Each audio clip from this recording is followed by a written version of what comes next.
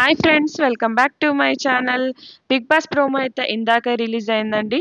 So ఆ ప్రోమోలో ఏం జరిగిందనేది క్లియర్గా తెలుసుకుందాం. ఈ వీడియో కనుక నచ్చితే లైక్ చేయండి ఫ్రెండ్స్. లైక్ చేస్తే నా నా వీడియో అయితే పుష్ అవుతుంది కొంచెం. ఈరోజు ఏంటంటే మనకు ముఖ్యంగా నిన్ననే మనకు ముఖ్యమైన నామినేషన్స్ అయితే కంప్లీట్ అయిపోయాయి.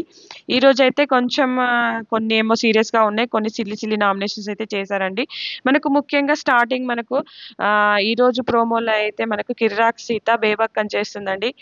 బేబక్క ఏంటి ఆమె పాప ఫుడ్ విషయంలోనండి, ఆమెతో ఆడుకుంటున్నారు అందరు ఫుడ్ విషయంలో. ఒకరు ఇర్రెస్పాన్సిబుల్ అంటారు, రెస్పాన్సిబుల్గా ఉంటే ఇట్లా అంటారు, అట్లా అంటారు, అట్లుంటే ఇట్లా అంటారు, ఇట్లుంటే అట్లా అంటారు. మనుషుల మనస్తత్వమే అంతా.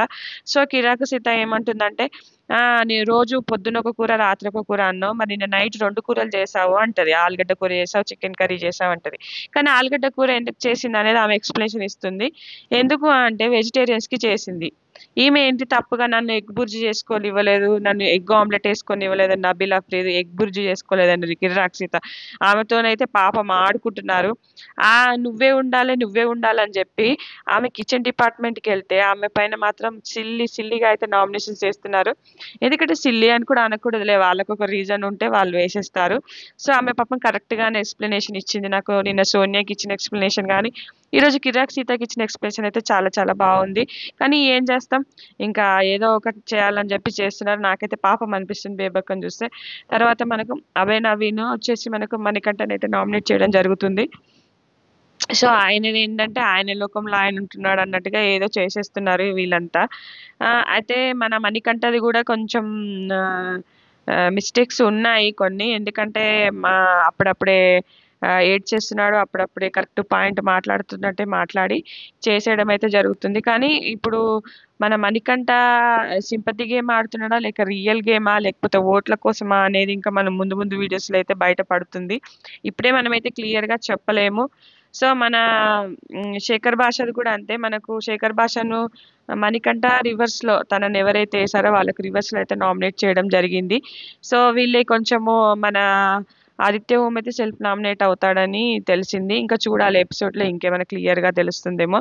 సో మన మణికంఠన్ మాత్రం నా గురించి ఏం తెలుసు, చిన్నప్పుడే నా ఫాదర్ చనిపోయాడు, నేను స్టెప్ ఫాదర్ దగ్గర పెరిగాను, ఎన్నో అవమానాలు పడ్డాను, మా అమ్మ చనిపోతే కాల్చడానికి నా దగ్గర కట్టెలు కూడా లేవు, దానికి కూడా నేను డబ్బులు అడుక్కొని కాల్చాను, నా మ్యారేజ్ లైఫ్ ఇట్లా అయింది అని అన్ని ఇట్లా ఏడ్చేస్తూ ఉంటాడు. అంటే లైక్ పల్లవి ప్రశాంత్ లాగా అయితే నాకు అనిపించింది. ఇంకా చూడాలి అంటే ఓట్ల కోసం చేస్తున్నాడా, సింపతియా, లేకపోతే రియల్గానే ఎమోషన్ అవుతున్నాడా.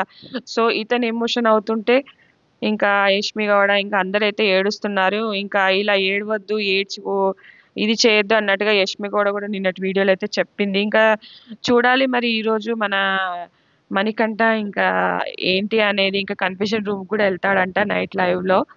ఇంకా బిగ్ బాస్ ఏం సంజాయిస్తాడు అనేది అయితే చూడాలి. సో మణికంఠ అయితే కొంచెం కరెక్ట్గానే వెళ్తున్నాడా లేదా అనేది కొంచెం డౌట్. ఎందుకంటే లోపల ఒకటి బయట ఒకటి చెప్తున్నాడా, లేకపోతే మనస్ఫూర్తిగానే అట్లా చేస్తున్నాడా, మాట్లాడుతున్నాడా. కానీ కొన్ని పాయింట్స్ అయితే మంచిగానే గట్టిగానే వేస్తున్నాడు. కరెక్ట్గా కౌంటర్ కూడా వేయడం అయితే జరుగుతుంది. ఇంకా చూడాలి ఫ్రెండ్స్ ముందు ముందు వీడియోస్లో.